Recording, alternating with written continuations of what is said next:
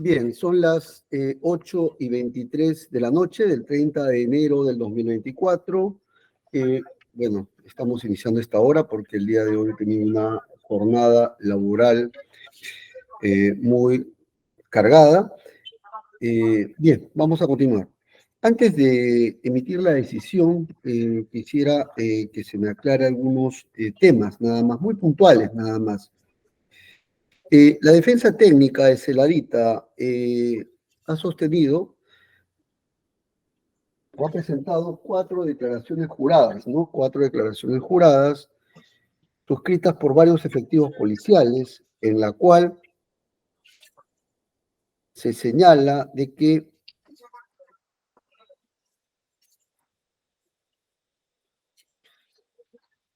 ha recepcionado instrucciones de parte de Celadita respecto a la aplicación de la orden de operaciones y del manual de operaciones para el restablecimiento del orden. Bien, casi todas las declaraciones juradas van en ese tenor. A juicio del doctor Hurtado, ¿esto es suficiente respecto a para, digamos, entender de que su patrocinado, el comandante Celadita, habría adoptado las previsiones para evitar ese resultado? ¿A su juicio ello es suficiente? 3 minutos. Sí. Respecto a... Primero el doctor Hurtado, doctora, después usted, ¿le parece? Magistrado, asimismo, como... No le escucho bien, no le escucho bien, doctor Así Hurtado. mismo, señor magistrado, como lo ha señalado el mismo señor Celadita. A ver, ¿me escucha? Ahora sí le escucho, ¿me escucha? doctor. Sí, ahora sí lo escucho. Ya, señor magistrado, así como el día de ayer el señor Celadita mismo ha mencionado que las órdenes y transmisión de al personal subalterno lo ha hecho de manera verbal en el campo de operaciones, como lo señala así también el artículo 23 de la ley 3714, que las órdenes son impartidas por escrito o de manera verbal. En ese sentido, el día 12 de diciembre, una vez constituidos en la Plaza San Martín, ha continuado con las indicaciones y recomendaciones al personal jefe de la sección de los grupos para que continúen con el trabajo policial dentro del marco legal.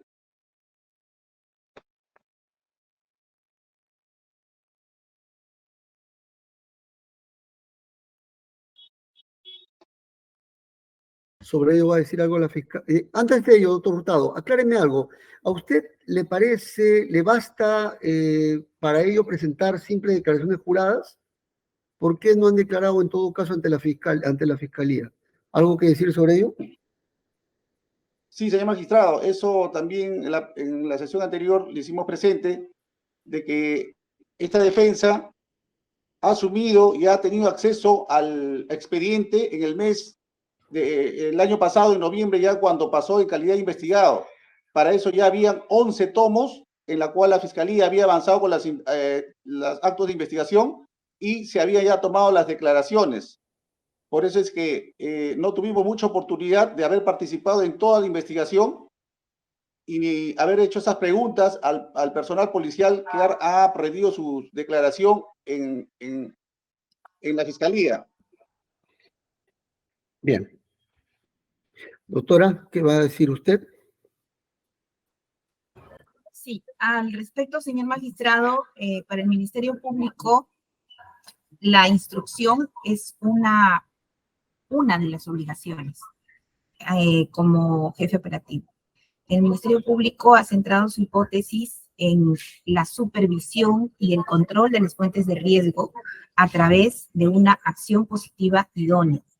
La etapa de instrucción, capacitación o recomendación puede ser verbal o escrita, es cierto, pero lo que no ha acreditado el investigado para el Ministerio Público, muy importante, y sí contaba con los medios, como ya se ha indicado, es esa acción dirigida al control, al monitoreo y a la supervisión que podría haber hecho a través de las radios, que son un medio de comunicación zodiaco, se le denomina a estas radios, es un medio de comunicación masivo que todos los jefes operativos portan para justamente poder advertir a tiempo al personal sobre alguna situación.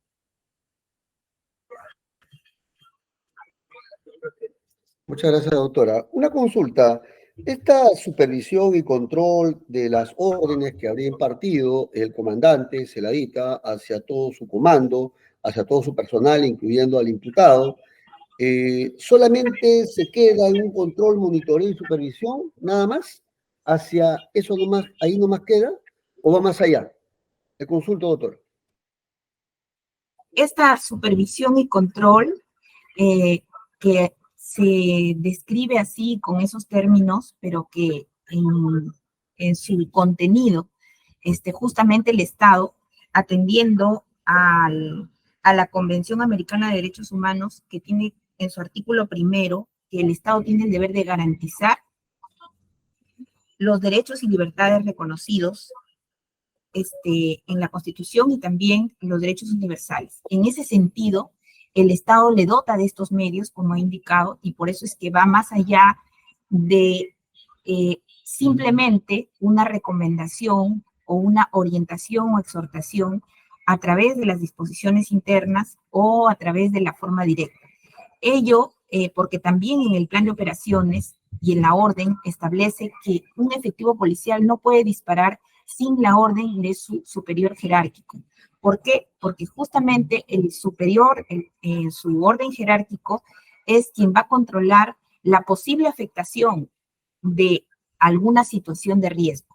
Salvo, toda norma tiene su excepción, salvo que se esté afectando en ese momento su integridad física y en respuesta es posible que el efectivo pueda hacer uso sin tener que pedir autorización alguna. Esto no se transmite a través de los videos ninguna afectación a la integridad física que hubiera sido la excepción y motivo por el cual no hubiera tenido o no hubiera necesitado la autorización de su superior. El uso de estas armas que ahora anteriormente se denominaban no letales, pero que ya con los estudios comparativos de afectación, de la forma como se puede realizar estos disparos, se han convertido en menos letales. El uso de estas armas requiere de la supervisión, vigilancia y monitoreo, pero como indiqué anteriormente, con acciones positivas que puedan evitar estas consecuencias y que a través de la descripción de los hechos, el Ministerio Público ha indicado que hubieron otros disparos que no se ajustaron a los procedimientos y que si estos ya hubieran sido motivo de la advertencia a través de las radios, entonces ya no estaríamos con nuestro agraviado en este momento, en este proceso. Es decir, que el control del monitoreo de las cámaras de seguridad de 105, el uso del dron que establece el plan y la orden de operaciones y el personal de inteligencia mimetizado deberían haber cumplido también con su labor y a la vez el jefe operativo estar atento y a las comunicaciones que tendría que haber tenido para poder controlar estas fuentes de riesgo. Ello está establecido en la orden de operaciones. Con ello, indica el Ministerio Público que se habría descrito los elementos que requiere el establecer la comisión por omisión, porque hay un deber legal, hay una posibilidad de evitarlo para el Ministerio Público, y que esta posibilidad de evitarlo, al no haber realizado esta acción positiva, ha traído como consecuencia la lesión a la realidad.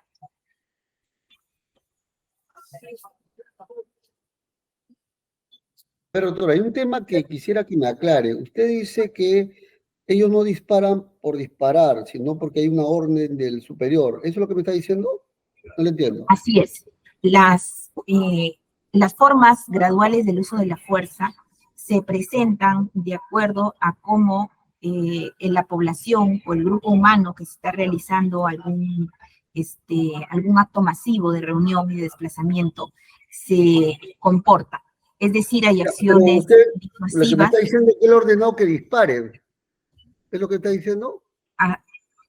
No, yo lo que estoy indicando es de que ellos no disparan sin previa autorización de su jefe. Pero, ¿qué es lo que teníamos acá? Nosotros en nuestro autor tenemos a un jefe de compañía.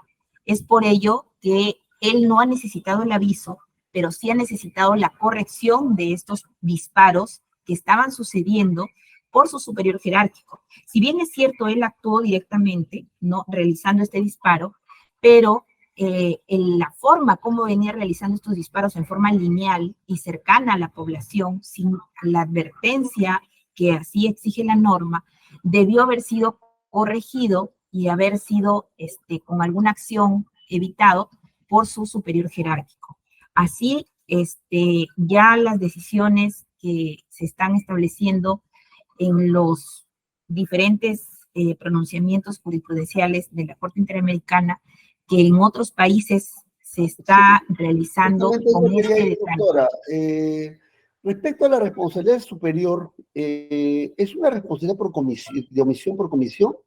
Porque yo estaba revisando el tema de los pronunciamientos de la Corte Interamericana y hablan acerca de la doctrina o del principio de la responsabilidad penal del superior jerárquico. Eso acláreme, doctora. De la responsabilidad penal, me dijo, doctor. Del superior jerárquico. Ya. La responsabilidad penal del O sea, superior usted jerárquico. no está aplicando esa doctrina, sino comisión por omisión. Es lo que le digo. Porque usted necesita la doctrina de la Corte Interamericana y la Corte Interamericana va por otro lado. Por eso quisiera que me aclare ese punto. La doctrina también no solamente he indicado que nosotros estamos estableciendo esta forma de atribución de comisión por omisión, y sí he citado la Corte Interamericana, que se ha establecido con carga probatoria, porque la forma como se va a determinar la acreditación de esta orden del superior jerárquico en la cadena de mando, de que habría ordenado hacer estos agravios a la sociedad. En este caso, el Ministerio Público lo construye en la comisión por omisión. Hay antecedentes, como indica usted, que se han establecido por orden inmediata en aparatos organizados de poder, pero en este caso nosotros nos decantamos por la comisión por omisión. Ya, bien, le entiendo, doctora. Dentro de este, voy a introducir un punto nada más y que me parece relevante. Era también dentro de estos deberes del superior, estaba el hecho de tomar medidas para castigar o para investigar o para castigar o identificar al presunto responsable, ¿o no?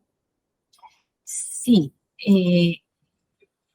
Las atribuciones y tareas específicas son antes, durante y después del jefe operativo, ¿no? En este ¿Y caso, qué ha pasado con Celadita en este caso? ¿Qué ha hecho Celadita en este caso? Nada, no realizó ninguna acción a pesar de haber tomado conocimiento inmediato, lo cual se ha transmitido en su declaración de la participación de su subordinado. Bien. Doctor Hurtado, ¿tiene que decir sobre ello? Que no tomó ninguna acción sobre el punto de identificación al presunto responsable. ¿Esto es así? ¿No es así? ¿Le alcanza? ¿No le alcanza? ¿Le escucho, doctor Hurtado? Doctor Hurtado.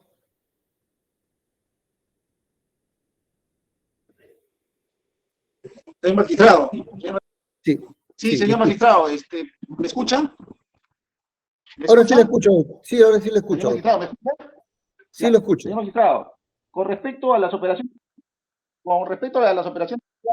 señaladas en la orden de operaciones, se ha formulado en el día la nota informativa dando cuenta de la superioridad de los hechos ocurridos. Ese es anexo del día que el jefe de la unidad estuvo presente en el lugar, con la información que había recabado del lugar. Y en el lugar se ha hecho la consulta directa a los jefes de sección, los cuales no le han comunicado de manera directa la existencia de alguna novedad, de alguna presencia de heridos. No ha tenido información, porque teniendo información o habiendo constatado in situ alguna irregularidad por parte de su personal bajo su mando, de acuerdo a la ley 3714, está claro en la obligación de establecer responsabilidad administrativa y disciplinaria o dar cuenta a la superioridad. Caso contrario, estaría incurriendo en una infracción muy grave. Pero, sin embargo, al no tener conocimiento de los hechos, cuando ha consultado a su personal, no le han dado ninguna información, más aún que él no se encontraba en el lugar donde han ocurrido los hechos, la cuadra 10 de Girón de la Unión, sino se encontraba en Carabaya con la avenida Carabaya con la Nicolás de Piérola, donde a una distancia más de 500 metros y no teniendo línea de vista, no ha podido constatar ningún hecho que pueda él tener la obligación de comunicar al comando superior sobre heridos tanto de los manifestantes como el personal policial, señor magistrado. Muchas gracias. Doctora, otro punto que quisiera que usted me precise era, ¿qué reglas de conducta está solicitando contra los investigados? Doctor, ¿cómo me dijo? Porque como... ¿Qué reglas de conducta? Ah, las reglas de conducta. Sí. Ya. Sino que quería, sobre lo último indicado por el abogado, de que no tenía conocimiento, quería hacer referencia a su declaración, pero creo que ya usted la tiene también, donde él acepta haber tomado conocimiento de los hechos y que se relacionaban con el video. Ahora, sobre las reglas de conducta que el Ministerio Público ha solicitado, tenemos la de no abandonar la ciudad de Lima sin previo aviso ni autorización del ¿Aviso o autorización? No lo entiendo, doctora. Sin previo aviso al Ministerio Público, ni autorización de la judicatura. Es decir, que para que él pueda cambiar de domicilio a otra ciudad, deberá solicitar autorización a su judicatura y justificar las razones por las cuales se está desplazando a otro lugar. Y la otra regla es respecto a la comunicación con los testigos subordinados y con el agraviado a efectos de no interferir en la información que estos brindan. ¿Qué más, doctora? ¿Esas son las únicas reglas de conducta? Solamente esas dos reglas de conducta, doctor. Doctora, le consulto, en el caso de un investigado reside en Lima, en el otro trabaja en Lima, pero hay otro que en ambos investigados incluso ha sido, digamos, desplazado, entiendo, a la provincia. ¿A qué lugar fue desplazado, Bazán? Sí, a Huancavelica indicaron. ¿Cómo va a quedar su situación? ¿Cómo va a quedar? Sí. Porque lo han desplazado por su comando. Sí, respecto a la policía disponen a veces el traslado por servicio a otro lugar. Le consulto. ¿Tiene que ser necesariamente esta regla de conducta, por eso bajo un tema de razonabilidad? Sí, pero debería haber una comunicación, información al Ministerio Público. Y como ahí está justificado, porque es una situación laboral, nosotros no estamos recortando de plano el derecho. Estamos indicando de que queremos conocer los motivos y a dónde se está dirigiendo. En este momento no conocemos... ¿Cómo va a quedar? ¿Con aviso judicial o con autorización judicial? Porque usted sabe, si es que no tiene autorización judicial, doctor. Con autorización judicial. ¿Aviso o autorización? Porque una cosa es comunicar y otra cosa es la autorización judicial. Así es. Autorización judicial. Entonces tiene que tener permiso, si no, no va a poder desplazarse para trabajar. Okay. Pero ya en el debate se justificará porque ese desplazamiento ha sido justamente posterior a la fecha de la notificación de estos hechos y no nos informaron. Por eso le digo, a la luz del día de hoy, por eso le preconsulto. ¿Cuál sería su planteamiento en todo caso? Al momento, doctor, de que se informe al Ministerio Público el nuevo domicilio a fin de que pueda verificarse y que del lugar de donde se encuentre actualmente ya no se desplace sin autorización de la judicatura, porque ya se encuentra de hecho en otra ciudad y el Ministerio Público lo que no desea es desconocer el lugar donde se encuentra. En este momento ya se encuentra, entiendo, laborando en la ciudad de Huancavelica, lo cual nosotros habíamos puesto en el requerimiento de que no se desplace a la ciudad de Lima, porque desconocíamos que se encontraba en Huancavelica. Si en este momento ya se encuentra trabajando en ese lugar, pues de ese lugar que no se desplace en ningún otro lugar sin la autorización de su judicatura. Eso es lo que necesitaríamos. Bien, doctor de la Cruz, ¿me puede informar respecto a Bazán? Él ha mudado ya su domicilio. A ver, ¿cuál es su situación ahí en su caso concreto? Ya, doctor, bueno, él ya desde el 2 de enero, él ya a través de una orden telefónica, él fue desplazado a la ciudad de Huancavelica. El 19 de enero recién le han remitido su resolución, que ya estamos ya por enviarlo a la fiscalía, ¿no? Y ahorita está en el proceso de instalación con su familia. Su familia todavía no llega a Huancavelica porque él justamente está buscando el lugar donde va a vivir con su familia. Él ahorita se encuentra en una comisaría en un distrito de Huancavelica, no está en el mismo Huancavelica, está en un distrito todavía alejado de Huancavelica, doctor. Esa es la información o el conocimiento que tengo. En todo caso, el capitán Bazán también está ahorita acá en la plataforma y si usted lo permite, podría él informarle, ¿no? Mejor de su situación. Una consulta, doctor, o sea, él va a residir en Huancavelica. ¿Qué dice de la regla de conducta que le está proponiendo la Fiscalía? Que se pueda movilizar fuera de Huancavelica, pero con autorización judicial. ¿Qué tiene que decir sobre ello? Ya. Doctor, mire, por la misma función que él desarrolla como efectivo policial, él no podría moverse de Huancavelica por lo menos como mínimo un año, doctor. Un año no puede él salir de la ciudad de Huancavelica, ¿no? Él tiene que estar en ese lugar, ¿no? Ahora, pero no sabemos pues si por motivos de fuerza mayor él pueda salir de la ciudad, no pueda venir de repente, desplazarse a Lima por alguna orden de su comando o en sus vacaciones, señor magistrado, ¿no? Entonces, él, en ese sentido, él no va a salir de la ciudad de Huancavelica, doctor. Bien. ¿Está conforme entonces con la regla de conducta que está proponiendo la Fiscalía? Que pueda salir con autorización judicial. Doctor, es que Quiero... no estaría conforme porque de acuerdo a sus funciones de él depende de su comando. ¿No? Él como efectivo policial, él debe cumplir las órdenes de su comando. Y el tema que él tenga una restricción judicial... Ya, sí, le entiendo su planteamiento, doctor. Bien. Bien, entonces voy a pasar a pronunciarme, ¿ya? ¿Qué número de resolución, por favor? Comuniquen a la audiencia que tengo programada a las 9 que voy a tomar un retraso hasta emitir la decisión, ¿ya? De este caso, ¿sí? Doctora Yucra, por favor. Comunique, por favor, a la doctora Mixi que la audiencia que tengo programada para las 9 lo voy a llevar a cabo, pero después de esta, ¿sí? Y también por plataforma virtual. Bien, ¿qué número de resolución, doctora Yucra?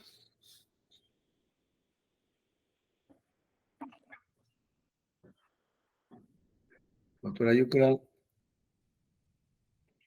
¿qué número de resolución? Un momentito, doctor.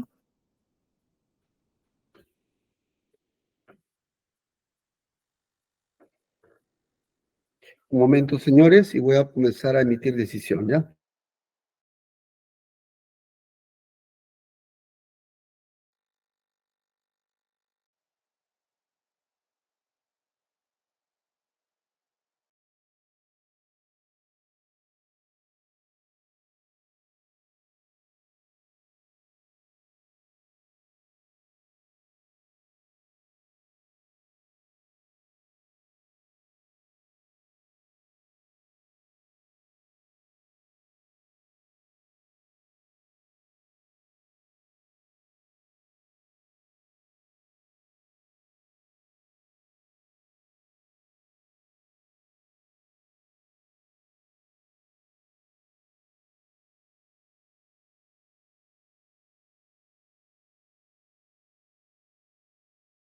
Por favor, para que me indiquen el número de resolución.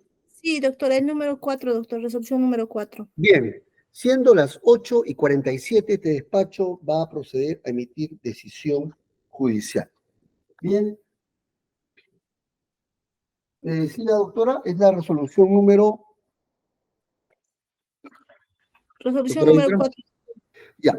Resolución judicial número 4, Lima, 30 de enero de 2024. Estando requerimiento de comparecencia con restricciones de 2 investigados planteado por el Ministerio Público y considerando, primero, requerimiento del Ministerio Público. La representante del Ministerio Público ha solicitado la imposición del mandato de comparecencia con restricciones en contra de los investigados Armando Bazán Campos y de Jorge Antonio Zeladita Fuentes, El primero de ellos como autor directo y el segundo de ellos como autor por omisión por omisión del delito de lesiones graves en agravio de Renato Sebastián Murillo Reyes. Por lo siguiente. 1.1. Como primer argumento ha señalado de que existe apariencia del buen derecho en contra de los dos investigados antes referidos por el delito que se les atribuye, atendiendo a que al investigado Luis Armando Bazán Campos se le atribuyó ser autor directo de lesiones graves por haber disparado bomba lacrimógena de manera directa en contra del agraviado Murillo Reyes, la cual se habría acreditado con los elementos de convicción que habría presentado, entre ellos elementos de convicción que acreditarían la ocurrencia de las lesiones, los documentos correspondientes, y elementos de convicción que acreditarían el disparo, ¿no? El disparo que habría realizado dicho investigado en contra del agraviado, debido a que era el único escopetero que habría realizado el disparo del proyectil de la bomba lacrimógena al agraviado que le habría causado lesiones. B. En cuanto al investigado Jorge Antonio Zeladita Fuentes, igualmente se le imputaron dichas lesiones graves en base a la figura de la comisión por omisión, debido a que como jefe operativo, ¿no?, para reprimir estas protestas sociales, omitió controlar a sus subordinados, entre ellos a Bazán Campos. Asimismo, omitió digamos, no tomó las precauciones debidas para evitar las lesiones que se habrían, las lesiones graves perpetradas en agravio del agraviado Murillo Reyes. 1.2. Como segundo argumento señaló de que el pronóstico de la pena para los dos investigados sería superior a los 5 años de pena privativa de libertad. Es así que tratándose de Bazán Campos, el pronóstico de la pena en su caso concreto sería de 12 años de pena privativa de libertad, y tratándose de Zeladita Fuentes, alcanzaría la misma los 10 años de pena privativa de libertad. 1.3, como tercer argumento, indicó que existe cierto peligro procesal en contra de los dos investigados. Debido a la presencia del peligro de fuga, ambos no habrían acreditado cabalidad sus arraigos y por la presencia de cierto peligro de obstaculización de la actividad probatoria, en el sentido de que, dada su condición de efectivos policiales, podrían ejercer influencia o presión sobre los órganos de prueba. Segundo, posición de las defensas técnicas de los investigados. Las defensas técnicas de los investigados Bazán Campos y Zeladita Fuentes se han opuesto al requerimiento de comparecencia con restricciones, señalando lo siguiente. 2.1. En cuanto a la apariencia del buen derecho, tenemos lo siguiente. A. La defensa técnica de Bazán Campos sostuvo que no se habría establecido que su patrocinado haya disparado el proyectil en contra del agraviado, en vista que de una evaluación de los elementos de convicción se advierte que quien le disparó fue un efectivo policial con uniforme de Robocop. Además, su patrocinado no era el único escopetero. B. De otro lado, la defensa técnica de Zeladita Fuentes señaló de que sí habría adoptado las medidas de precaución necesarias para llevar a cabo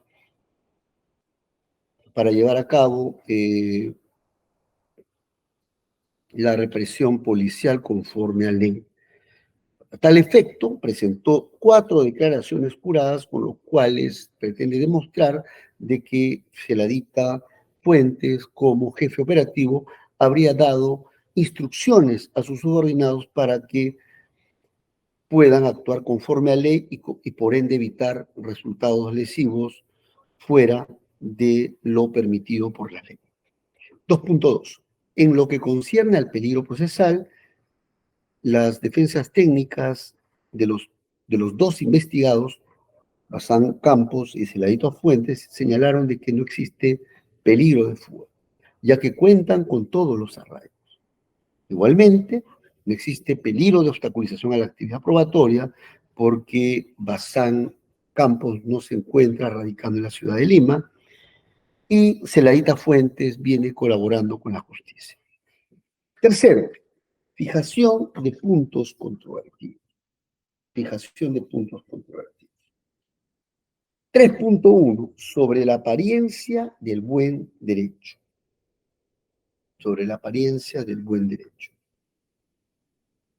Aquí tenemos los siguientes puntos controvertidos. Como primer punto controvertido, se va a examinar si Bazán Campos habría o no disparado el proyectil de manera lineal al agraviado, causándole lesiones. Eso es lo que se va a dilucidar en el presente caso concreto. Como segundo punto controvertido, se va a evaluar si Celadita Fuentes, como jefe operativo, debe responder o no por estas lesiones, por no haber adoptado las medidas correspondientes encaminadas a evitar dichas lesiones, así como para identificar al presunto responsable. 3.2. En cuanto al pronóstico de la pena, se va a, como primer punto controvertido, se va a evaluar si el pronóstico de la pena en el caso concreto de Bazán Campos supera o no los 5 años de pena privativa de libertad, y como segundo punto controvertido se va a examinar si el pronóstico de la pena de Celadita Campos supera o no los 5 años de pena privativa de libertad. 3.3, en cuanto al peligro procesal, se va a examinar lo siguiente. Como primer punto controvertido, se va a evaluar si existe peligro de fuga, indicadores de peligro de fuga en ambos investigados, y como segundo punto controvertido, si ha concurrido cierto peligro de entorpecimiento a la actividad probatoria, o si existe un probable entorpecimiento a la actividad probatoria. Y como 3.4, se va a evaluar, de ser el caso, la imposición de reglas de conducta a los investigados, a los 2 investigados. Cuarto, marco normativo y base jurisprudencial. Bien, primero vamos a citar como 4.1 el marco normativo de la comparecencia con restricciones. Y para tal efecto vamos a citar el artículo 283 o el artículo, un momento.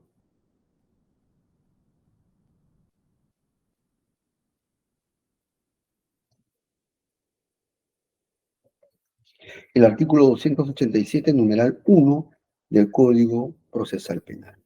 Inicio de la cita.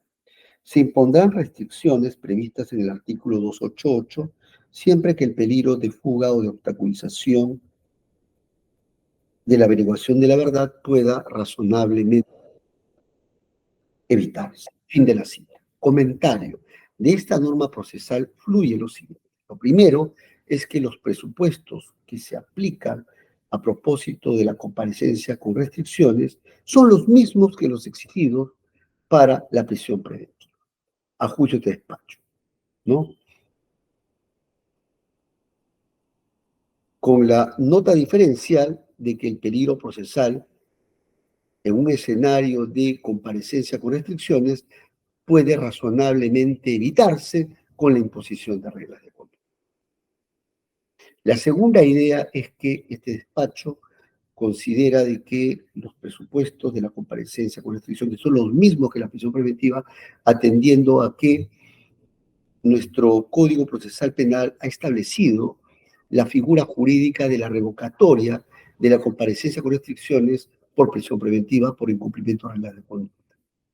Lo que quiere decir que si es que el imputado incumple reglas de conducta, se le revoca la comparecencia con restricciones y se le impone prisión preventiva. Ello supone que deben estar presentes los mismos presupuestos exigidos de la prisión preventiva que serían aplicables a la comparecencia con restricción. Bien, vamos ahora al 4.2, a un precedente jurisprudencial. Vamos a citar la casación 1412-2017, Lima. Específicamente vamos al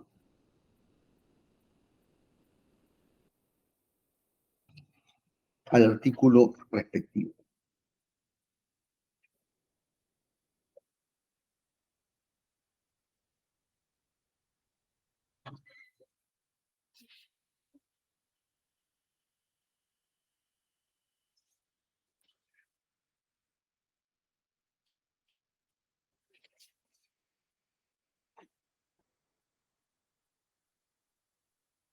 (2.7) Inicio de la cita. La comparecencia con restricciones se dicta, dijo la Corte Suprema, la Sala Penal Permanente, se dicta cuando, pese a existir los necesarios elementos de convicción y la prognosis de la pena requerida para el mandato de prisión preventiva, se determina la existencia de un cierto peligro de fuga o de obstaculización de la averiguación de la verdad, peligro procesal, razonablemente evitable. Fin de la cita. Comentario. De esta norma procesal se desprende lo siguiente. Lo primero, que los requisitos exigidos para la comparecencia con restricciones son los mismos que los exigidos para la prisión preventiva, con la nota diferencial que el peligro procesal puede evitarse con la imposición de reglas de conducta. Lo segundo es que la segunda idea que fluye de esta casación es que vamos entonces a tener en consideración los requisitos de la prisión preventiva a propósito de la comparecencia con restricciones. Bien, quinto considerando, apariencia del buen derecho. Apariencia del buen derecho.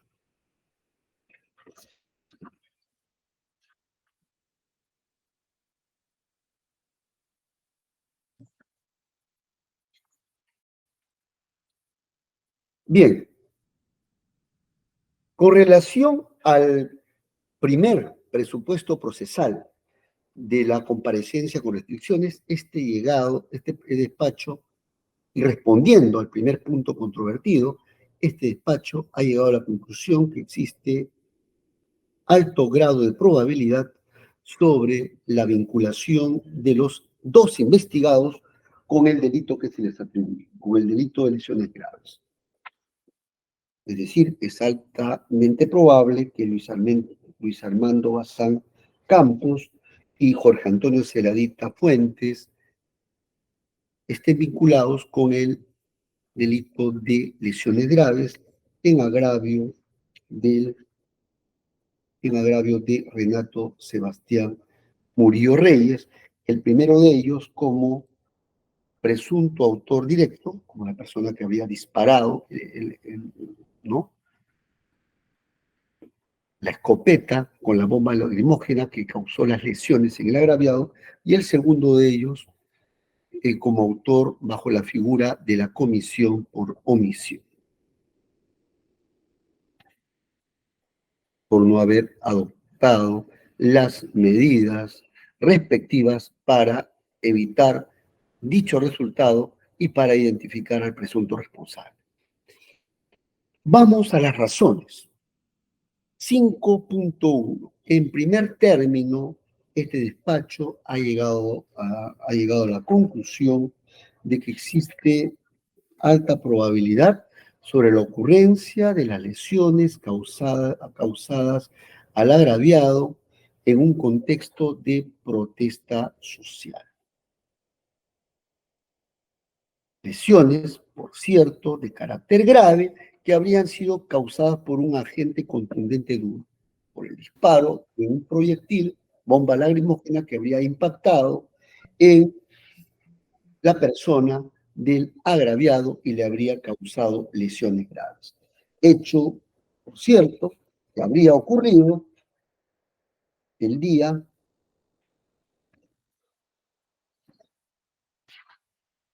12 de diciembre del 2022 en el marco de las protestas sociales por inmediaciones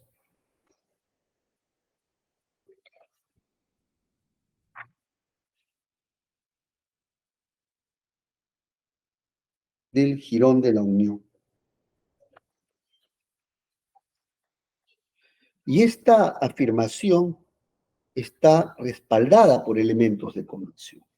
Así tenemos que el primer elemento de convicción que acredita en alto grado de probabilidad la ocurrencia de las lesiones en el agraviado de carácter grave producidas por un agente contundente duro, bomba lacrimógena que impactó en su persona.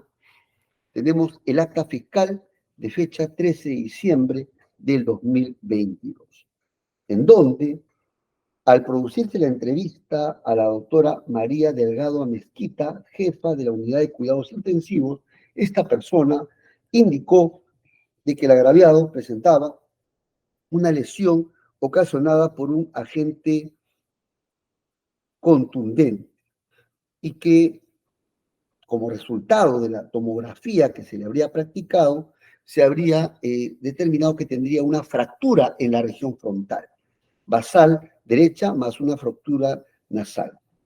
Asimismo, indicó que el agraviado presentaba como diagnóstico preliminar un politraumatismo grave, un trauma cráneoencefálico grave, fractura craneofrontal, edema cerebral, entre otros, a verificar. Esto lo dio a conocer la jefa de la unidad de cuidados intensivos del Hospital Arzobispo Loaiza, de la unidad de cuidados intensivos, que es el lugar al cual fue derivado el agraviado.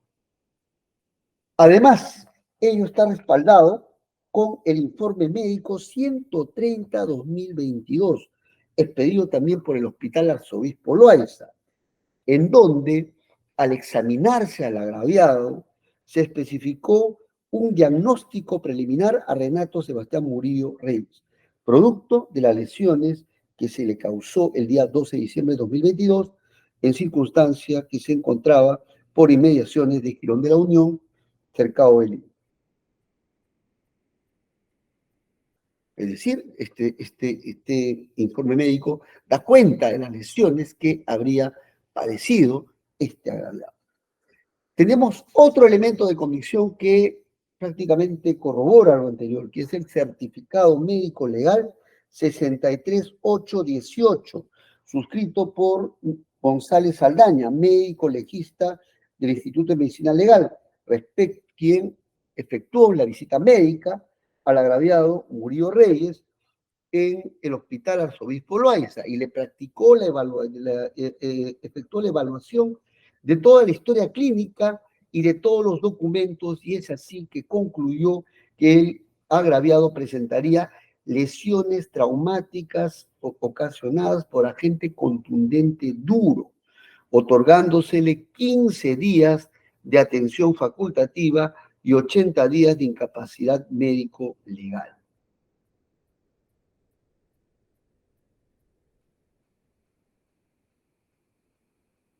Bien, evaluando pues, este es conforme una valoración individual. Ahora, evaluando de manera conjunta todos estos elementos de convicción, se determina de que se cuenta con documentos médicos expedidos por especialistas en la materia que dan cuenta de que el agraviado presentaría lesiones graves. Lesiones graves por el grado de incapacidad médico-legal, de 80 días de incapacidad médico-legal, que supera el mínimo permitido para ingresar al marco de una lesión grave. Además, estos documentos médicos son fiables porque han sido expedidos por un hospital público, han sido expedidos por médicos adscritos a este hospital e incluso especialistas y respaldándose en exámenes clínicos. Es decir, hay una afirmación y que incluso ha sido certificado por el médico legista, con lo cual se establece de que el agraviado sufrió lesiones graves en alto grado de probabilidad. 5.2.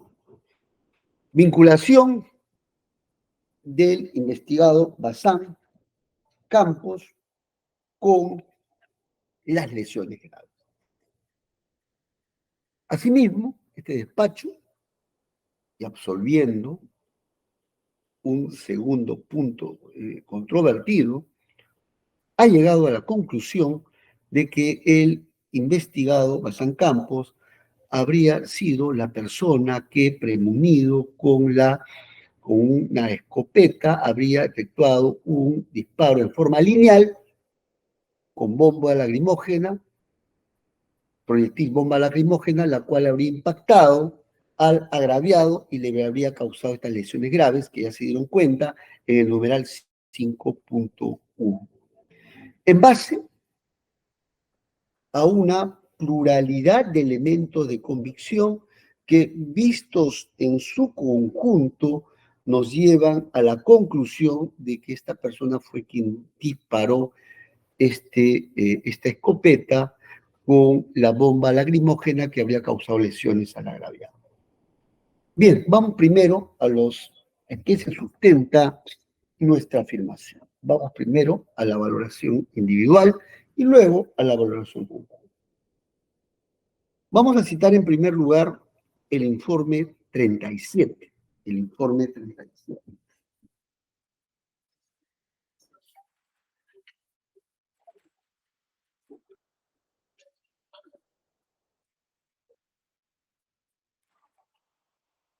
Vamos a citar en primer lugar este informe 37. El informe 037-2023, que está de folios 385 a 386. Este informe da cuenta acerca de las armas que habrían sido afectadas para repeler las protestas sociales. Dentro de estas está el grupo de las escopetas, asignado como armamentos no letales. Dentro de ellos, la escopeta lanza-gas, escopetas lanzagas.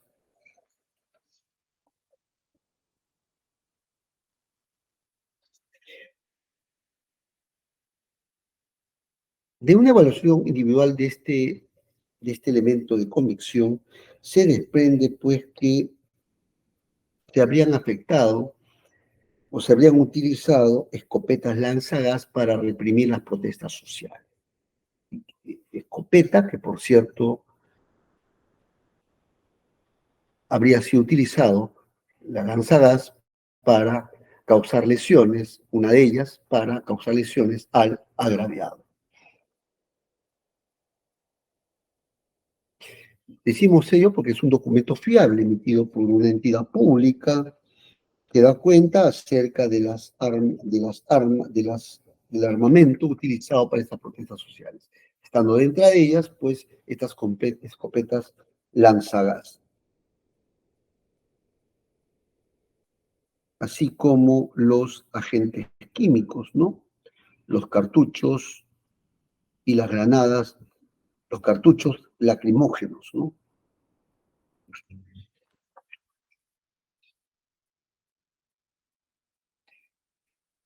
Como segundo elemento de convicción, vamos a citar la declaración de Bazán Campos, ¿ya? Esta declaración de Bazán Campos corre a folios 341 y siguientes. Concretamente, vamos a citar la pregunta 16. ¿Qué es lo que se le pregunta? En este acto se le pregunta, se le pone a la vista la relación del personal de fecha 12 de diciembre en el que el declarante aparece como jefe de sección de la primera compañía, así como en la lista de escopeteros precise donde realizó dicho servicio como escopetero. Dijo, como ya lo especifiqué, el día 12 cubrí servicio durante la marcha. En el Congreso El regreso al Congreso, Avenida Bancay, Nicolás de Piérola, Plaza San Martín, durante todo el día soy escopetero acreditado y cuando la necesidad de servicio, la coyuntura social y se requiere la necesidad de escopeteros, saco escopeta, desde siempre he sido escopetero. Ese día sí se requirió servicio de personal con escopeta, no todo el personal es escopetero y por la magnitud de las marchas es necesario contar con todos los medios de policía para dicho servicio. No solamente durante el servicio saco escopeta, tengo afectada una pistola sin Sauer para todos los servicios, salgo con pistola y si se requiere escopeta de acuerdo a la necesidad, saco escopeta. Desde el año 2020 no se afectaban escopeta perdigonera porque no había cartuchos en cantidad suficiente. Tampoco hubo actos de violencia que ameriten uso de perdigones, pese a que el manual de operaciones de mantenimiento y restablecimiento del orden público indica que las escuadras deberían tener dos escopeteros, uno con escopeta calibre 12 y otro con escopeta calibre 37-38. Ese día solamente estábamos autorizados para hacer uso del calibre 37-38 con lanzagas. Fin de la cita.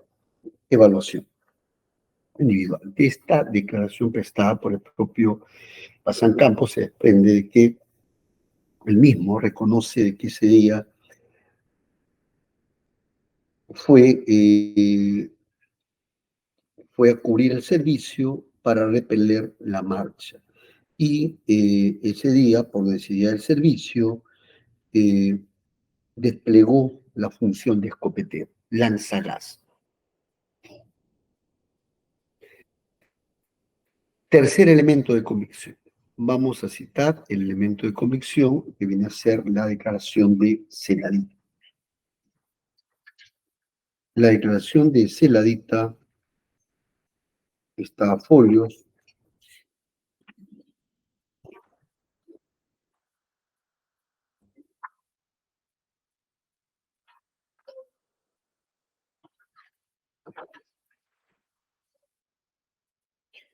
A folios 387 y siguientes. Y vamos a citar las preguntas 34, 35, 36, 37 y 38.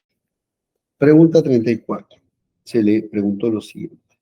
En este acto se le pone a la vista el video recabado en la red social, donde se aprecia el momento en el cual se produce el impacto al agraviado Renato Murillo Reyes. Conoce los hechos que se le ha puesto a la vista, dijo, sí, lo vi posteriormente en los medios de comunicación, salió horas posteriores al hecho. Esa es parte de la zona de operaciones donde yo estaba a cargo desde ese día. Es la prolongación del Jirón de la Unión y estaba a cargo del teniente Bazán como jefe de sección oficial operativa. Lo recuerdo porque me comuniqué con el coronel Chan Campos respecto al video que se había propalado, que salió en televisión. Es ahí que llamo al teniente Bazán como a las 11 a 12 de la noche para preguntar qué había pasado. Me dijo que lo habían llamado a la central de la radio de la UCE indicándole que estaban atacando al personal y él fue en apoyo. Le dije, ¿sabes algo cómo está el señor? Me dijo que había ido a los hospitales y no había información respecto a esa persona y que iban a seguir indagando. Y le indiqué al teniente Bazán que formule el acta correspondiente a los hechos. Al día siguiente se emitió un informe que va a diferentes escalones, como la Comandancia General de la PNP, Región Policial de Lima, Inspectoría General. En el informe está la distribución que tuvo. Pregunta 35. Pregunta, precise qué indicó en el informe que remitió respecto al caso del video que se le mostró. Dijo, se comunicó los hechos conforme lo detalló en su acta, el teniente Bazán, y en base a eso se emitió el informe. Me dijo que él fue en apoyo y se suscitó ese incidente. Y él en su acta iba a detallar lo que había sucedido. Pregunta 36. Conforme a su respuesta anterior, precise qué escuadra es la que visualiza en el video. Dijo, no recuerdo la escuadra, pero puedo precisar que el teniente Bazán se encuentra en ese grupo porque manifestó que él fue en apoyo. Y es ahí donde se suscita el hecho del video. En el informe está la escuadra y los hechos que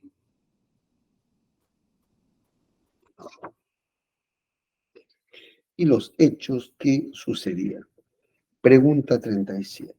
Estando a su respuesta anterior, se le solicita que precise cuál de los efectivos que aparece en el video es el teniente Bazán. Dijo, es el que sale corriendo de la formación. Pregunta 38. Indique si el teniente Bazán en el video aparece con medios policiales y precise cuáles son. Está equipado con equipo UCE, chaleco, antiimpactos, casco, canilleras y escopeta lanzagar. No recuerdo los nombres completos del teniente, pero en la relación que se le mostró está. Valoración individual de este elemento de convicción.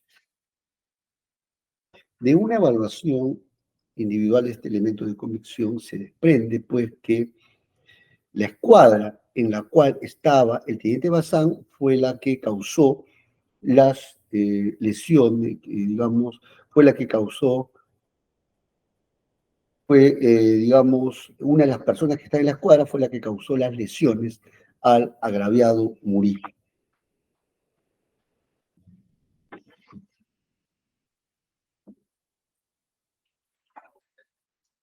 Murillo Reyes.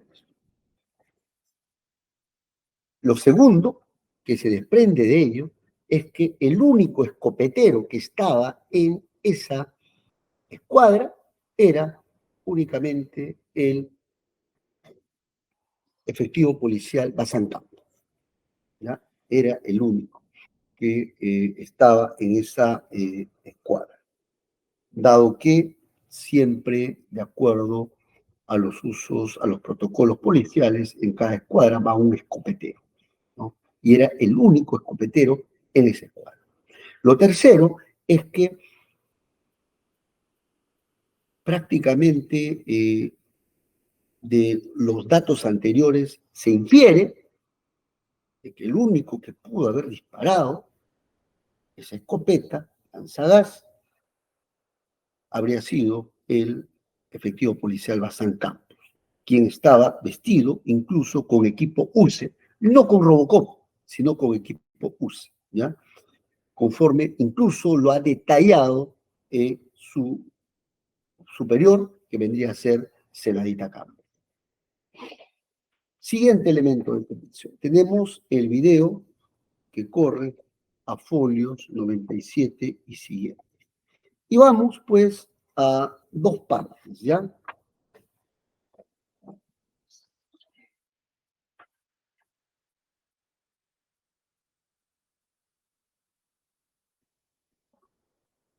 No, antes del video vamos a folio 240.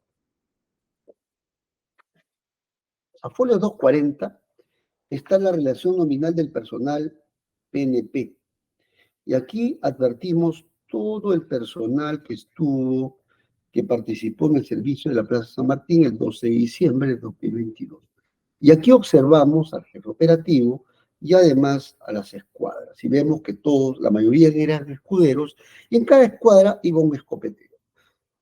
Por ejemplo, en la escuadra iba como escopetero solamente Luis Armando Bazán Campos. Esto un poco, ¿no?, de acuerdo a esto. Valoración individual de este elemento de convicción se pone manifiesto, pues que en cada escuadra solamente se contaba con un escopetero. Esa era la práctica policial que se utilizaba para reprimir las protestas sociales.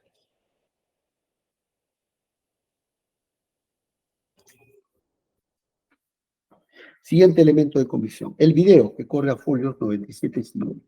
Concretamente aquí voy a citar el video que está a folios 124, a folios 124. Bien, ¿qué ocurre en el video que está a folio 124? En el minuto 20, 19, 14. Textualmente se anotó lo siguiente, y hay también imagen. Se aprecia que una de las personas uniformadas con características de policías, al parecer portando una escopeta, se separa del grupo y cruza a la otra banda de la vía y hace un ademán con el brazo como apuntando al pequeño grupo de personas que se encontraban en el lugar. Seguidamente levanta su objeto con características de una escopeta, y aquí voy a remarcar algo. y efectúa un disparo casi lineal con dirección a la pared y a las 3 personas. Luego, al parecer, este disparo rebota y cae al piso y emana al inicio fuego y luego abundante humareda. Luego, ese grupo de informados avanza con dirección a la cámara. Siguiente folio. Folio 146. ¿Qué es lo que se anotó en el folio 146?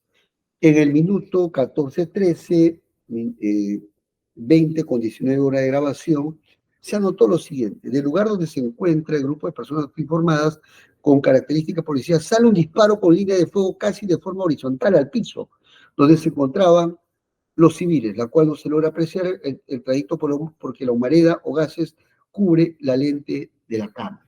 Es decir, de ahí, de esa cuadrilla, de esa cuadra, uno de ellos, el escopetero, es quien dispara la bomba lacrimógena hacia el grupo de personas, ¿no? De ese dato se infiere, ¿no?, que le impactó, porque el único que resultó herido ahí fue el agraviado Murillo. Bien, vamos ahora a una valoración conjunta. De una valoración conjunta de todos estos elementos de convicción, este despacho llegó a la conclusión siguiente, ¿no?, de que el investigado, Bazán Campos, fue la persona que, premunido de la escopeta, habría efectuado un disparo en forma lineal u horizontal hacia el grupo de personas que causó las lesiones. Ello es altamente probable. Por lo siguiente, lo primero es que, de acuerdo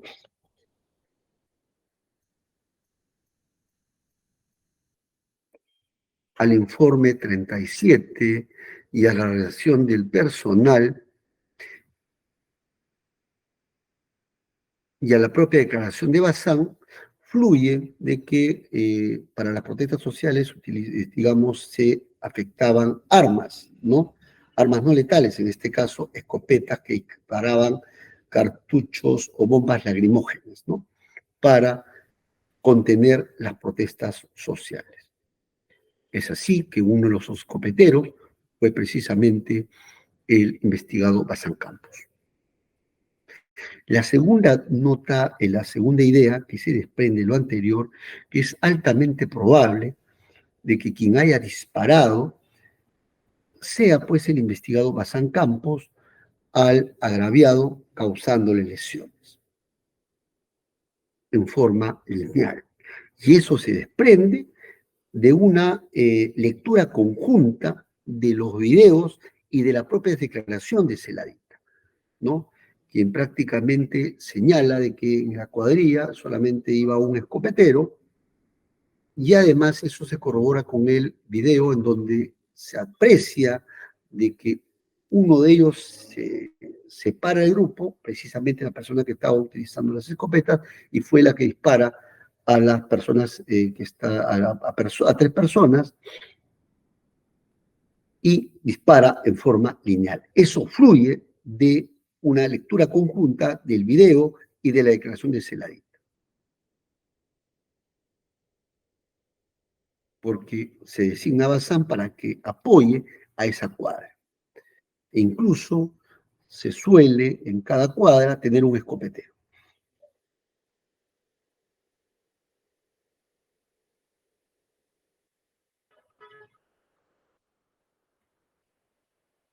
Adicionalmente, como tercera idea, debe notarse de que aquí hay una gran discusión si un efectivo policial,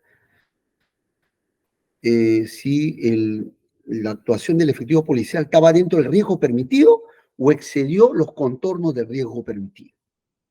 Obviamente que un efectivo policial, cuando cumple su función policial, ¿no?, conforme a los patrones o al rol de riesgo permitido, está exento de responsabilidad, en la medida que cumpla con los protocolos, ¿no? Porque prácticamente en esos casos está amparado simplemente por el cumplimiento de la función policial en cumplimiento del deber que le ha establecido la ley, ¿no? Pero ojo, si no cumple los protocolos establecidos, hay un desborde de riesgo permitido y entonces sí responde incluso penalmente, ¿no? Y esa es la disquisición. No es que los policías, efectivos policiales, deben responder cada vez que van a repeler una protesta social. Claro que no. Esa no es la idea. Si actúan dentro del riesgo permitido, no tienen por qué responder, por más que como consecuencia de su actuación se hayan producido lesiones o daños a las personas o a las propiedades. Si actúan dentro del marco de la ley, no hay ningún problema.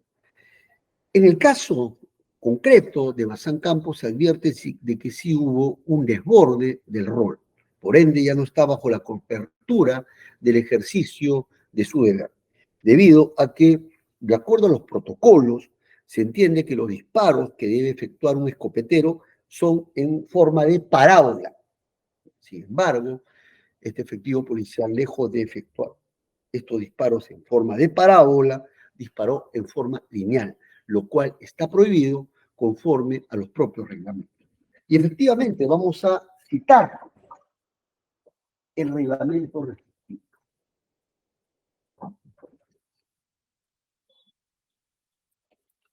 Concretamente, vamos a citar aquí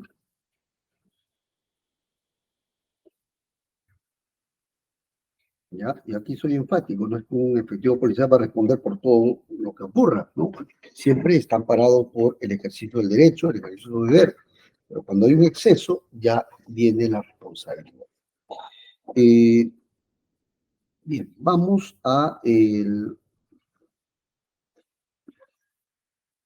al cuerpo normativo correspondiente.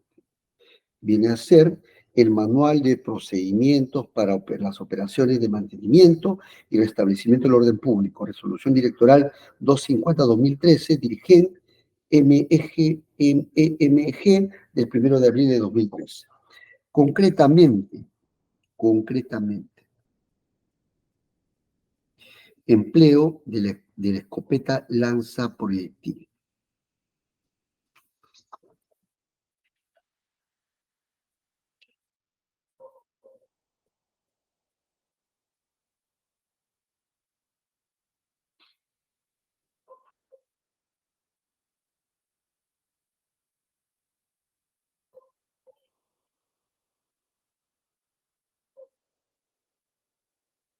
De acuerdo a la página 78, se habla acerca del empleo y se dice de que se establece el protocolo para el disparo de estas escopetas lanza proyectil. Y básicamente se dice que el disparo de los cartuchos será de trayectoria parabólica, inclinación de 30 grados a 45 grados hacia arriba, ¿no?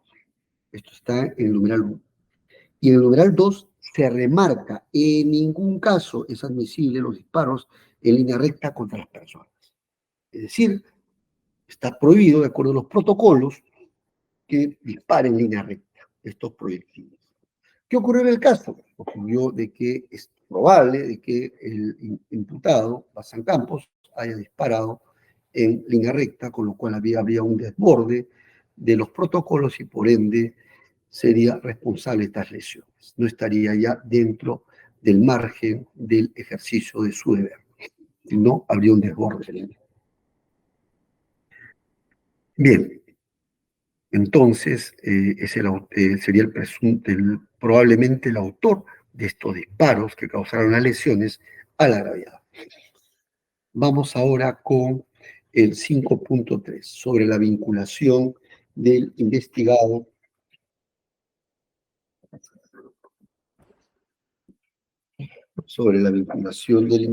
Jorge Antonio Zeladita Fuentes con estas lesiones graves causadas al agraviado Murillo. Este despacho ha llegado a la conclusión de que este investigado Zeladita Fuentes debe también responder como superior respecto a este acto cometido por Bazán Campos, ¿no? ¿Y cuáles son las razones, ¿no?, que vamos a citar? Básicamente, por el hecho de no haber tomado las precauciones encaminadas a evitar daños a los terceros, ¿no? Por no haber dado las directivas a sus subordinados para que actúen conforme a ley, y por no haber tomado las medidas necesarias encaminadas para identificar, investigar y castigar al presunto autor de estas lesiones, ¿no? Y vamos a ver nuestras razones. En primer término, debe notarse que de acuerdo al documento que corre a folio 240, en donde corre la relación del personal policial que habría intervenido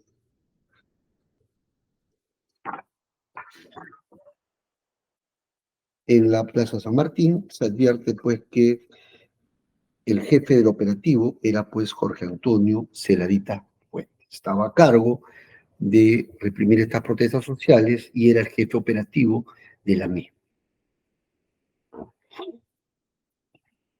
Y esto fluye de folio 240.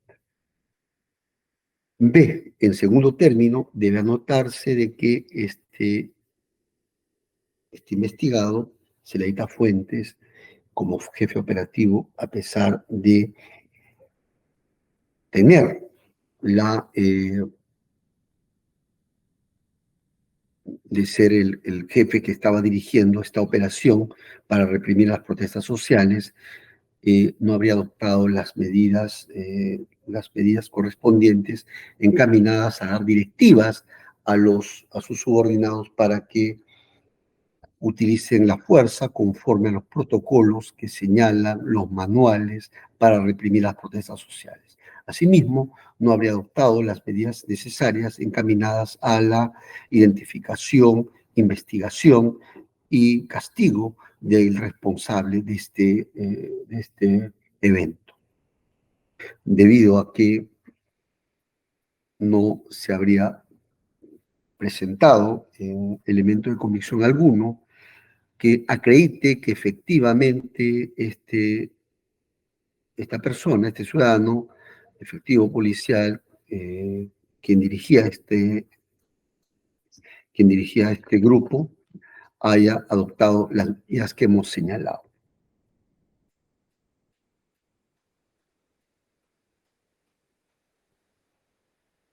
C. En efecto, importa tener en cuenta de que cuando se trata de este tipo de eventos, conforme al derecho internacional, se ha establecido incluso el principio de la responsabilidad del superior jerárquico, la cual exige 3 notas esenciales, ¿no? 1, la existencia de una relación y el control efectivo entre superior y subordinado. 2, el conocimiento por parte del superior jerárquico de los actos que estaban por cometerse, se estaban cometiendo, se habían cometido.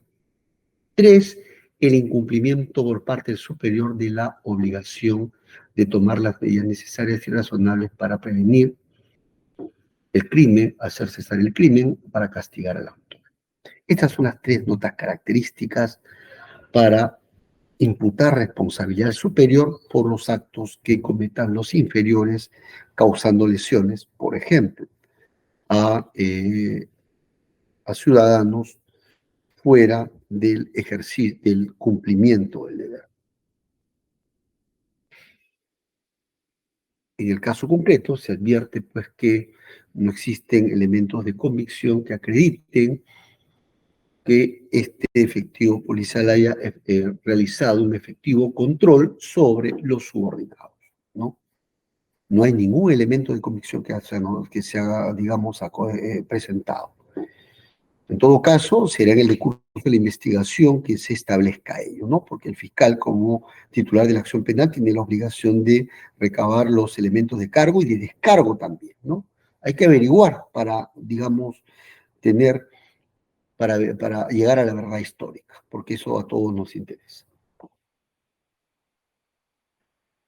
Además, lo que se aprecia aquí es que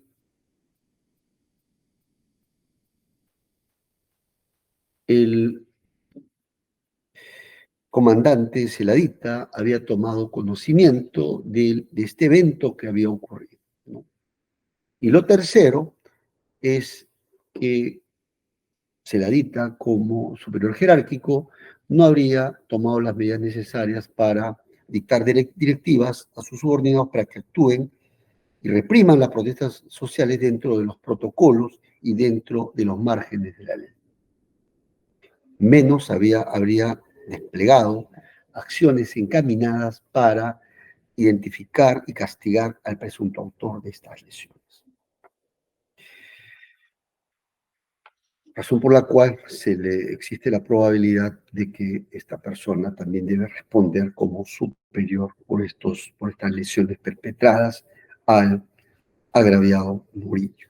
Por cierto, la evaluación de las 4 declaraciones juradas que ha presentado en nada enervan la conclusión anterior y las razones se van a analizar, se van a exponer más adelante. 5.4. Articulaciones de la defensa técnica de Bazán Campos. Una primera articulación planteada por la defensa técnica de Bazán Campos se sustentó en que quien le habría disparado habría sido un efectivo policial con Robocop, ¿no? Sin embargo, esta aseveración, y se sustentó en una imagen digamos, que se había consignado en un informe pericial. Sin embargo, este despacho va a desestimar este argumento debido a que simplemente en esta imagen, en esta pericia, se anuncia una imagen de varios efectivos policiales, ¿no?, que habían intervenido en la represión en esa cuadra.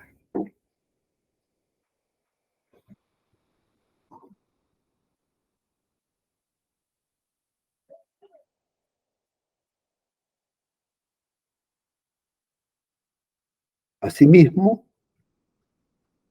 la defensa técnica señaló que en la metada inicia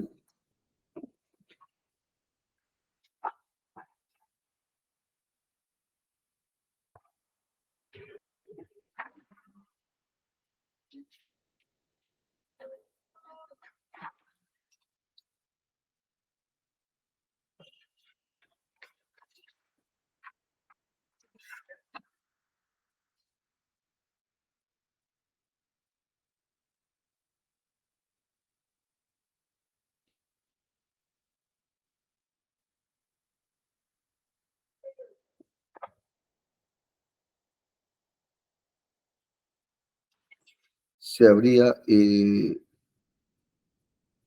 señalado que Bazán Campos utilizaba el uniforme Robocop.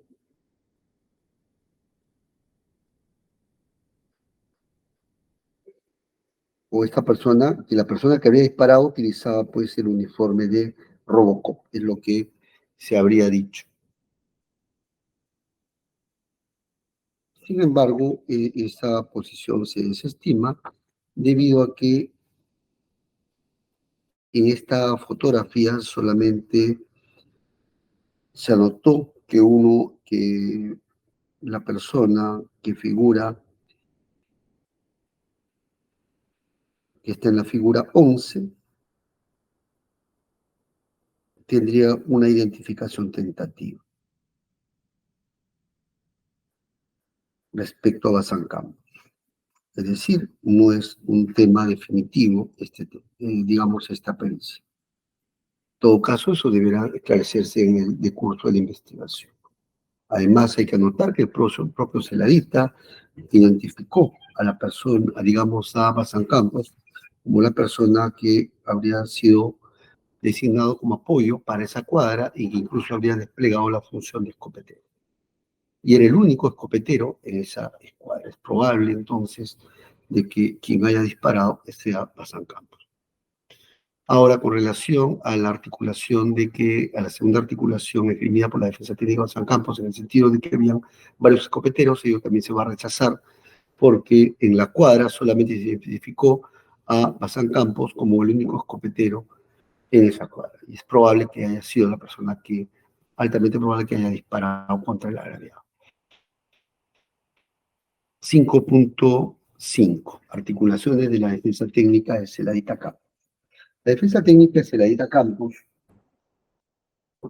ha presentado 4 declaraciones juradas simples para con ello acreditar de que el Zeladita Campos habría dado instrucciones a sus subordinados para que puedan intervenir siguiendo las directivas de los manuales, ¿no?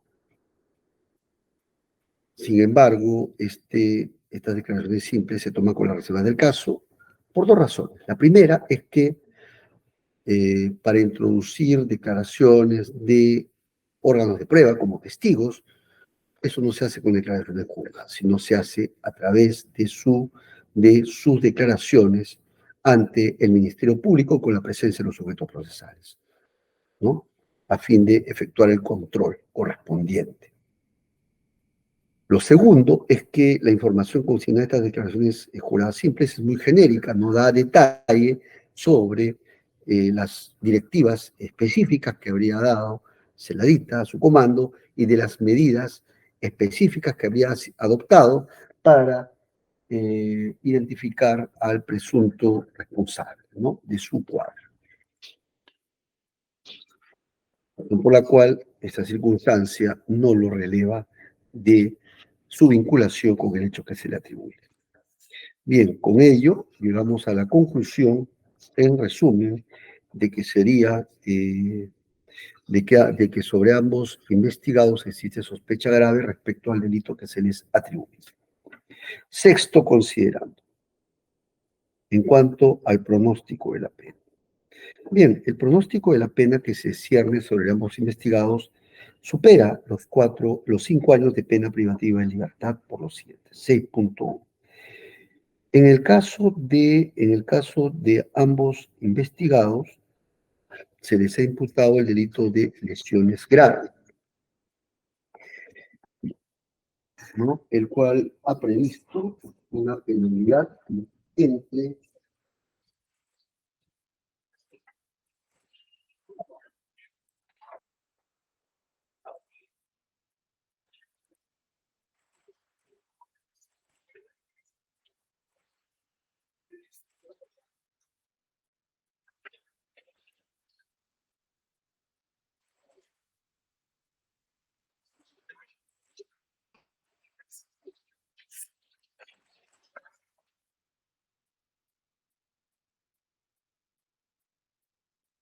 una penalidad entre 6 y 12 años de pena privativa de libertad. Pero además, por principio de legalidad, debe tenerse en cuenta la agravante establecida en el artículo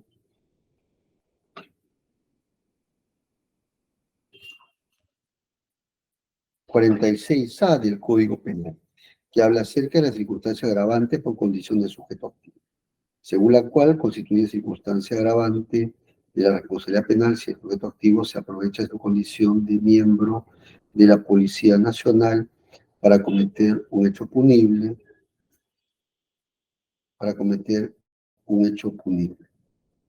En estos casos, el juez aumenta la pena hasta la mitad por encima del máximo legal fijado para el delito cometido, es decir, por encima de los 12, hasta la mitad por encima. Si es 12, entonces sería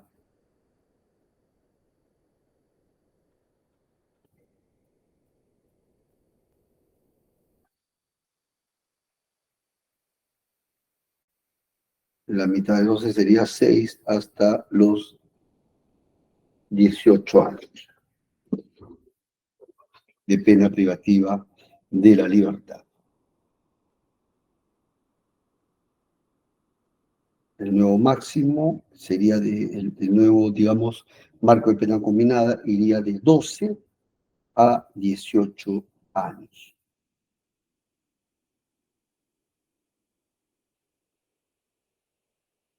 Bien, en el caso concreto de ambos investigados, este despacho considera de que mínimamente debe aplicárseles el mínimo legal, en este caso del marco de pena combinada de 12 a 18, de 12. Consecuentemente, debido a que no ha concurrido ninguna circunstancia modificativa de la responsabilidad penal que haga rebajar la pena por debajo de ese mínimo de los 12 años.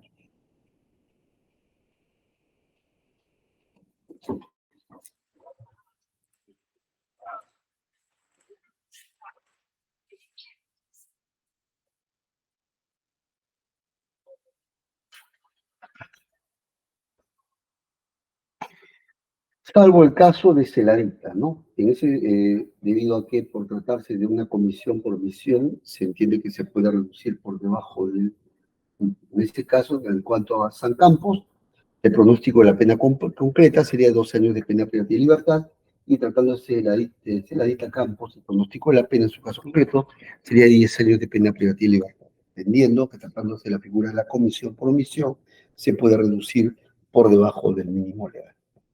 Aún así, se supera los 5 años de pena privativa de libertad, con lo cual se cumple con el segundo presupuesto. Séptimo, sobre el peligro procesal. En cuanto al peligro procesal,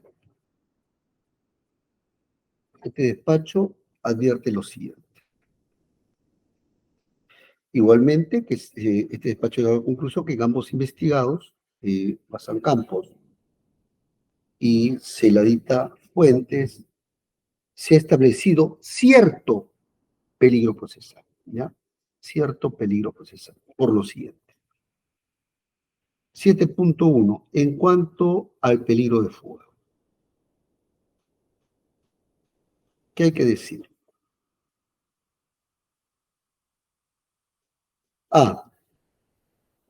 El primer indicador que vamos a evaluar son los arraigos.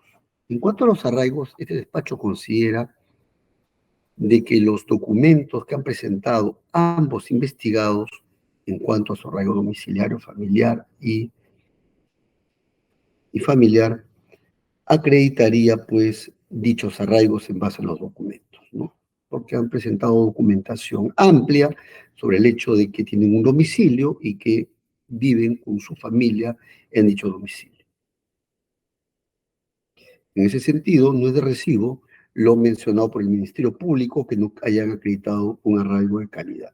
El hecho de que se traslade a uno de los miembros de la familia a otro lugar por razón de trabajo, por cierto, no le hace perder su domicilio. La idea de los arraigos es que sea ubicable para que responda ante la justicia. Y ese dato, en el caso de ambos investigados, se mantiene a la luz de los documentos que han presentado, ¿no?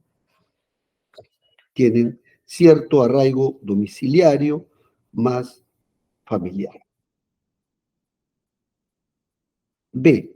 En cuanto a la gravedad de la pena, pues bien, en el caso de ambos investigados, se cierne una...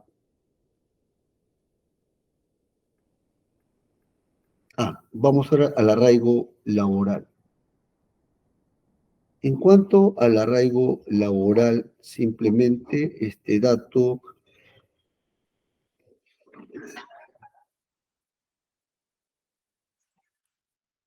No lo vamos a evaluar, pues no se plantea.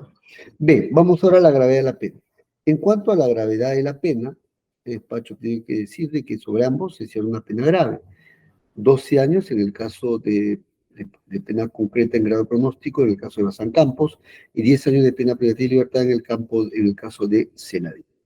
Este dato hace prever que es probable de que pueda eludir la acción de la justicia. El dato de la gravedad de la pena. C. Igualmente,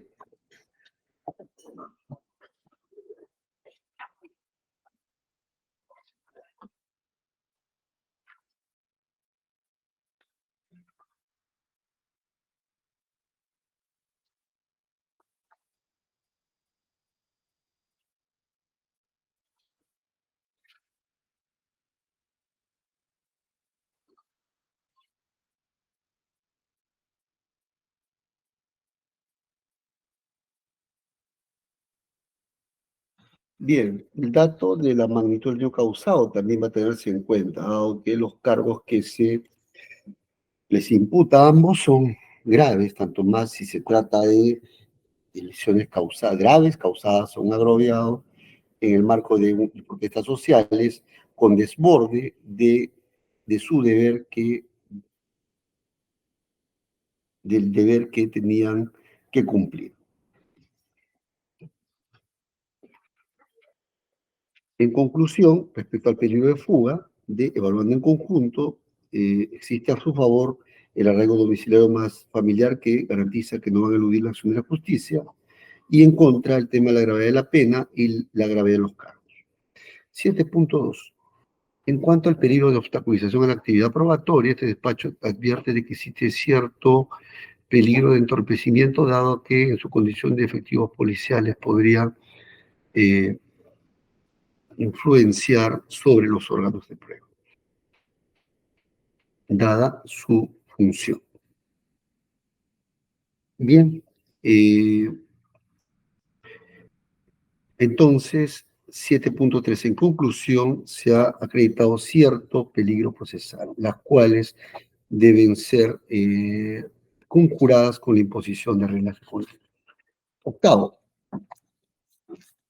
imposición de reglas de conducta. En ese orden de ideas, habiéndose cumplido con los presupuestos de la comparecencia con restricciones, esto es la apariencia de buen derecho, la prognosis de la pena y el peligro y cierto peligro procesal, este despacho va a imponer mandato de comparecencia con restricciones a los dos investigados y va a fijar las siguientes reglas de conducta. 8.1. Atendiendo pues a que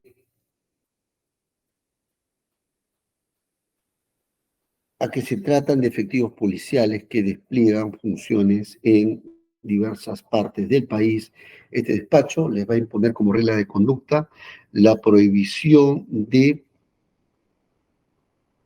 cambiar de domicilio y la prohibición de salir fuera de la localidad de su domicilio, salvo aviso judicial, ¿ya? Aviso al juzgado, ¿ya? No se le va a exigir autorización judicial, simplemente que comuniquen al juzgado que se están desplazando de un lugar a otro y por motivos justificados, ¿ya? Porque por razones de servicio siempre los efectivos policiales suelen trasladarse de un lugar a otro. No se está estableciendo el tema de la autorización judicial. 8.2.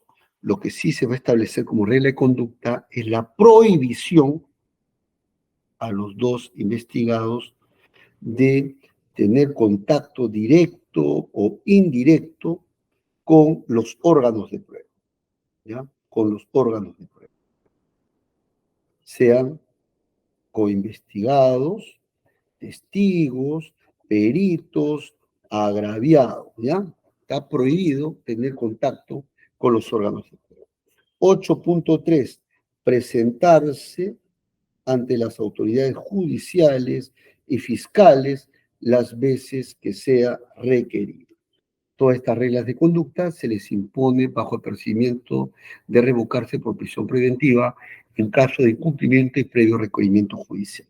Por estas consideraciones se resuelve. Primero, declarar fundado el requerimiento de comparecencia con restricciones planteado por el Ministerio Público y en consecuencia se impone el mandato de comparecencia con restricciones a los investigados Luis Armando Bazán Campos y Jorge Antonio Zeladita Fuentes, como el primero de ellos como autor directo, el segundo de hecho como autor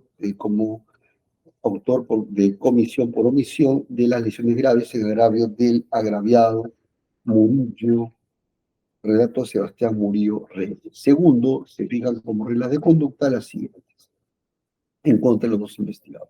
Primera regla de conducta, prohibición de cambiar de domicilio y de ausentarse de la localidad en donde residen, salvo aviso a la fiscalía y al juzgado, ¿ya? A los dos tienen que avisar. 8.2, o mejor dicho, segunda regla de conducta, la prohibición de comunicarse de manera directa o indirecta con los órganos de prueba. Me refiero a coinvestigado, testigos, peritos, ¿no? Y agraviado. Tercera ley de conducta, la obligación de presentarse ante las autoridades fiscales y judiciales las veces que se requieren. Toda esta regla de conducta bajo el procedimiento de revocarse la comparecencia con restricciones por prisión preventiva previo requerimiento judicial, ¿ya? Previo requerimiento judicial. Bien, tercero, esta es la distinción y se notifica estragos. Ministerio Público. ¿Se le notifica? Conforme, doctor. Bien, Conforme, señor magistrado. bien. Doctor Hurtado, ¿se le notifica? Sí, señor magistrado. Estamos disconformes, vamos a solicitar recurso de apelación. Por interpuesto recurso de apelación. Doctor de la Cruz. Por notificado, señor juez. Ya. Bien, se le notifica. Gracias. Bien, siendo las 9:59, se levanta la presente audiencia. Muy buenas noches con todos. Por favor, especialista de audiencia, comunique de que voy a entrar a la otra audiencia, ¿ya? Para dictar también resolución en el otro caso, ¿ya? Está bien, doctor. Con Ya, todos. en el caso Buenas noches. 216-2017-21, ya para que se vayan conectando, ¿ya? Bien, gracias.